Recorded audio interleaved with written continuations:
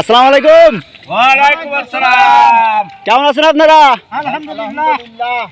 আপনারা ধান লাগাচ্ছেন? হ্যাঁ কি আপনার জমি এটা? হ্যাঁ। ধান লাগা লাভবান হচ্ছেন নাকি? না না, লস হয়ে যাচ্ছে, ধানের দাম নেই। তাই নাকি? হ্যাঁ, ধানের সারের দাম বেশি, ধান আর করা যাবে না, চাষি মার খেয়ে যাচ্ছে। মানে সারের দাম বেশি, ধানের দাম কম, তাই ধান আর লাগাবেন না? না। ও তাই, আপনারা কি একই মত নাকি? হ্যাঁ হ্যাঁ হ্যাঁ, একই মত। সরকার দাম টাম যদি দেয় তাহলে হবে, না কি আর হবে না, ধান মাছ করা যাবে না। তা বন্ধুরা, যে যেখান থেকে আমাদের এই ভিডিওটা দেখছেন, আপনারা শুনলেন তো, সারের দাম বেশি, ধানের দাম কম, এই জন্য চাষি মার খেয়ে যাচ্ছে। তো সবাই সেইভাবে দাবি জানাবেন গভর্নমেন্টের কাছে।